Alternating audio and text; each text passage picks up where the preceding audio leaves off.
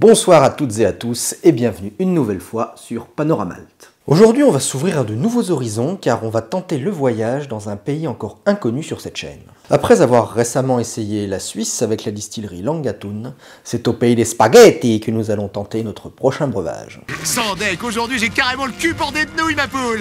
De quoi faire des carbos. J'avoue que c'est ma sauce préférée pour les pâtes, mais là n'est pas la question. Le whisky dont je vais vous parler aujourd'hui est fabriqué par la distillerie Puny, qui fut fondée en 2010 par Albrecht et Daniela Ebensperger, Arnold Albert Schweitzer, Schwarzenegger, à tes souhaits. ainsi que leurs deux fils, Jonas et Lucas. On ressent tout de suite la sonorité italienne dans les noms là. Mais tout ceci a bien entendu une explication, car la distillerie se situe au nord de l'Italie, vers la frontière suisse et autrichienne, où on a tout de suite plus ces sonorités teutoniques que latines. Donc la distillerie Puny, qui tire d'ailleurs son nom d'une rivière qui coule à proximité, va utiliser l'eau pure des Alpes italiennes, ainsi que des céréales cultivées localement, l'orge, le blé et le seigle. Ça fait déjà pas mal de fois qu'on observe dans les distilleries cette volonté de faire le whisky avec des produits vraiment cultivés et captés localement. Ça a été le cas avec Mackmyra en Suède, Moby Dick en France ou plus récemment dans les vidéos Wayo en Corée. Et cette volonté de faire artisanal et local, bah c'est franchement bien et en général c'est plutôt déjà gage de qualité, en tout cas de bonne volonté, et quand il y a de la volonté on arrive toujours à faire de la qualité. Alors Puny compte environ une dizaine de produits, entre références permanentes et éditions limitées, et aujourd'hui c'est Alba que je vais vous présenter parmi toutes ces références. Alba qui en italien signifie albatros. Ah ouais, t'es sûr de ça? Alors en fait, pas du tout, parce que figurez-vous que... Je cause pas italien. Mais après certaines recherches, Alba signifie en fait aube. Quand je dis certaines recherches, c'était pas bien compliqué, c'est écrit au dos de la boîte. N'empêche que Albatros, ça le faisait grave aussi. Mais du coup, puisque ça signifie aube, ça en fait un whisky tout indiqué pour se préparer de bon matin un petit Irish coffee. Mais du coup, vu que c'est italien, ça s'appellerait Italian Coffee, ma théorie s'effondre. Alors le Puny Alba, que si Pimous me permet, je peux pas vous présenter tout de suite, mais au moins on va poser l'emballage. Là existe. Estenet Poquecho, ce qui ne veut rien dire évidemment. Le Puny Alba est donc vieilli 3 ans en fût de Marsala.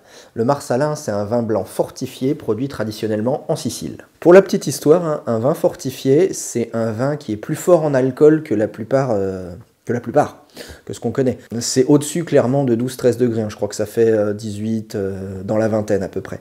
C'est obtenu en fait en ajoutant de l'eau de vie de raisin dans le vin, tout simplement. Ça c'est pour des mecs un petit peu qui se disent oui le vin c'est bon mais c'est pas assez costaud. C'est un mélange entre les Français et les Russes quoi. Après avoir passé 3 ans en fût de Marsala, Alba va être transféré dans des fûts de chêne européens et ensuite, pour finir sa maturation, dans des fûts tout droit sortis de l'île d'Ayla. L'île d'Ayla, vous connaissez un petit peu maintenant, j'espère en tout cas, c'est le siège mondial de la tourbe. Donc la déclinaison Alba de la distillerie Puny aura donc un petit côté tourbé fumé, que j'ai hâte de découvrir. Donc packaging, ma foi un petit carton un petit peu en relief. Alba endoré sur le côté, The Italian Malt Whisky, avec derrière la petite description sur la distillerie, sur le Alba. Un petit coffret en carton, ma foi assez sympa, un petit logo là.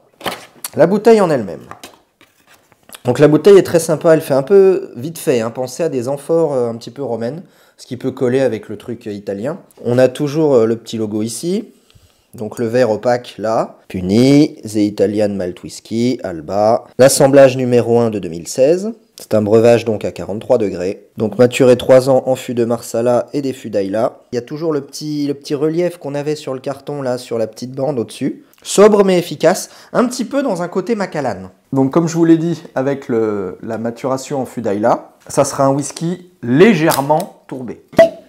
Sympathique. Donc on va le laisser s'aérer un petit peu, parce que grosso modo, il est dit que quand on ouvre une nouvelle bouteille, il faut lui donner le temps de s'aérer à hauteur d'1 minute par année de maturation. Donc pour un whisky qui a 15 ans d'âge, il faut lui laisser un petit quart d'heure. Quand on ouvre la bouteille, mais pour la première fois, je parle pas à chaque fois qu'on ouvre la bouteille, sinon c'est vite casse-couille. Donc là, on va lui laisser à peu près 5 minutes. On est sur une couleur un petit peu or ambré, plutôt ambre d'ailleurs. Alors, le petit nez des Italiens. Fort sympathique et complexe. Fruité, de premier abord. Alors, au vu de son vieillissement en fût de Marsala, je m'attendais à des notes plus vineuses, on va dire. Bon, après, c'est du vin blanc aussi, mais je m'attendais à avoir un peu de raisin. On est plus sur du fruit un petit peu acidulé, comme du citron, je trouve. Avec des notes également florales. Je suis une bille en fleurs, donc je saurais pas vous dire exactement de quelle fleur il s'agit. Embêtant avec les fleurs. c'est que ça dure pas longtemps. Mais clairement, on a des notes herbacées et florales. Alors c'est du fumé, mais alors c'est compliqué, c'est pas du fumé dans le sens aigu du terme, mais plutôt dans le sens sourd. Oui, parce que le contraire d'aigu, c'est sourd, merci. Quand je dis des notes sourdes, c'est-à-dire que c'est plus des notes qui vont te faire penser au côté plus terreux, entre guillemets, plus végétal de la tourbe. Pas le côté fumé barbecue. C'est un autre côté de la tourbe, généralement, que je retrouve moins dans les tourbés, où tu as plus ce côté cendre, feu de bois. Là, on est vraiment plus sur le côté matière végétale, mais même pas forcément cramé. On ressent pas le côté fumé, je trouve. La tourbe a vraiment plus un appui végétal que fumé. Tourbe végétale qui revient avec, on sent un petit peu un côté liquoreux quand même, un petit peu gras. Mais rien qu'on ait, il laisse présager qu'il va être assez épais en bouche. Bon, d'un point de vue alcool, on n'a rien par contre, hein, il agresse pas du tout. Le nez est pas désagréable, hein, il est fort aromatique en plus. Je lui mettrai un joli 3,5, parce que je m'étonne de dire ça, hein, je pensais jamais dire ça, mais la tourbe prend presque trop le dessus sur le reste au niveau du nez. Moi qui adore ça pourtant, là c'est dommage, parce que les notes florales et fruitées que j'avais au début étaient vraiment sympathiques. En bouche, qu'avons-nous? Il y a de la complexité en bouche aussi, hein. L'attaque est assez vive d'entrée de bouche. La tourbe te dit « je suis là ». Tandis qu'au nez, c'était l'inverse, la tourbe arrivait à la fin. Là, la tourbe arrive au début, avec un côté un petit peu plus fumé que végétal pour le coup. On revient un petit peu sur ce côté, pas feu de bois, mais cendre. Mais c'est léger. Là, pour le coup, c'est bien équilibré. Le milieu de bouche, il revient sur vraiment le malt, avec un petit côté, je dirais pas gourmand, mais il y a un petit côté sucré. Par contre, on n'est pas du tout sur le caramel ni sur la vanille. Plutôt chocolat au lait. Mais c'est extrêmement discret. C'est céréales et chocolat au lait. On n'est pas sur du Choco Pops, mais bon. Et la fin est un peu piquante, mais pas piquante alcool, piquante épice. Et pour les épices, par contre, je suis un peu comme pour les fleurs, je suis pas expert. Donc à part vous dire, ça n'a pas le goût de cannelle ni de poivre, mais il y a un petit côté spicy quand même.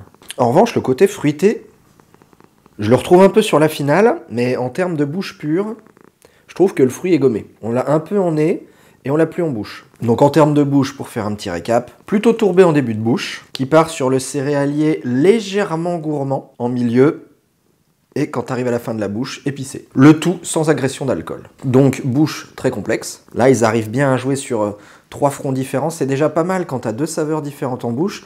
Mais là, j'avoue que les 3 sont bien délimités.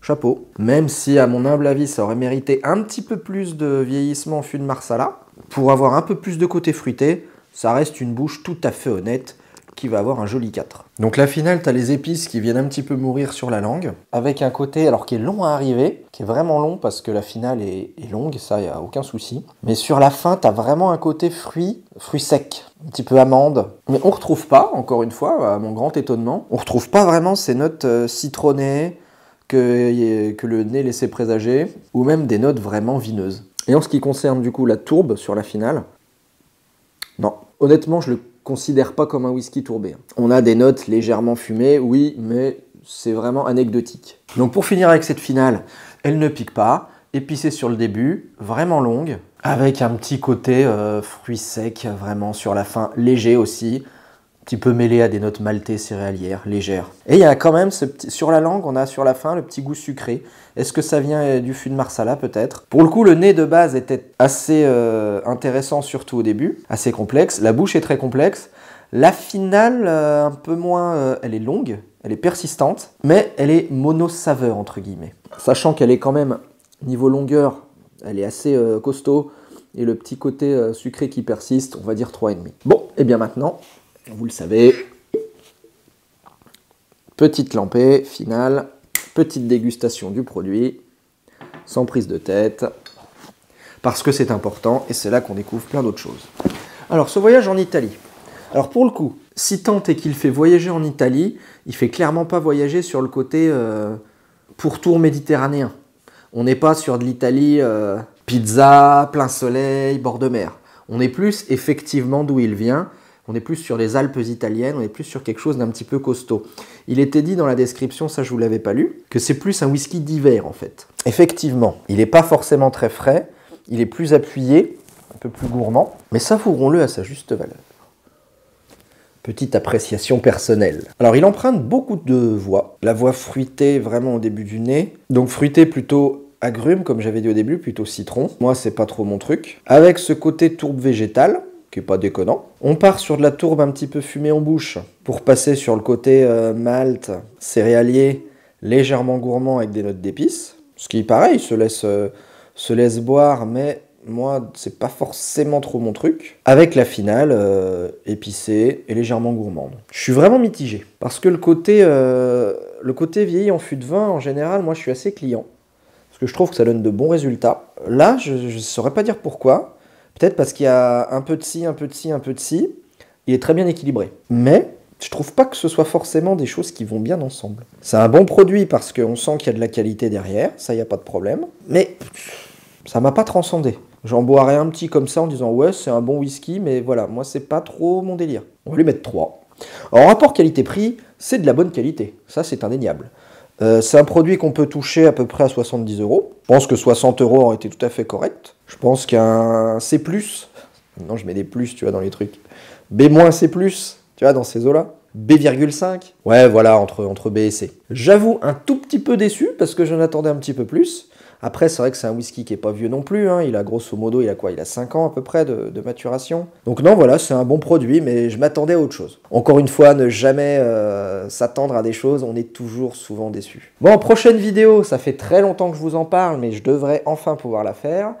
On va parler de l'impact des fûts sur le vieillissement. Eh bien, j'espère que vous avez passé un bon moment en ma compagnie.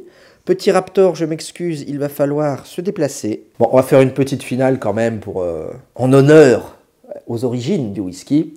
Arrivederci, esta la primavera in Panorama Alti. Take my life today. The bullet go through my bones. My friend, stop my life right now. Eh bien, ce whisky, le Alba, est vieilli 3 ans en fût de Marsala, qui est un vin fortifié produit en Alsace. En Alsace. Mais oui, un vin italien qu'on produit en Alsace, c'est bien couru. Ah, putain, c'est bien connu. J'ai pas bu une goutte encore, bordel de merde. Alors là, mon cher Pimous, c'est là que nous arrivons au moment critique. C'est-à-dire que tu es bien installé, mais j'ai besoin de me lever. Comment fait-on? Peut-être tu veux des croquettes? Ah, vous avez vu ses oreilles quand je dis croquettes? C'est excellent. Ou alors c'est parce que je pars un peu dans les aigus? Ouais, c'était un coup d'aigu, c'était pas un coup de croquette. Si je dis croquette normale, croquette Pimous, il s'en bat les couilles. Couilles d'ailleurs qu'il n'a plus, mon pauvre petit Pimous. Hop. Ah, t'as pas envie, hein? Je reviens, mon petit Pimous. Mais c'est pour la science. Enfin non, c'est pour la chaîne, mais on dira que c'est de la science. Comme je fais toujours des petites blagues, j'ai accroché le micro là, hein, merci Iliana. On dirait que c'est le tyrannosaure qui est en interview, c'est magnifique. L'indispensable euro de la critique. Il n'y a pas de goût vraiment chocolat au lait, comme il y avait en fin de bouche. Ça joue les chats. Petit Raptor, je m'excuse, il va falloir se déplacer. Oh, le regard qu'elle me fait, s'il te plaît, ne bouge pas. Bon, d'accord. Bon, bah j'attendrai comme ça jusqu'à ce qu'il n'y ait plus de batterie.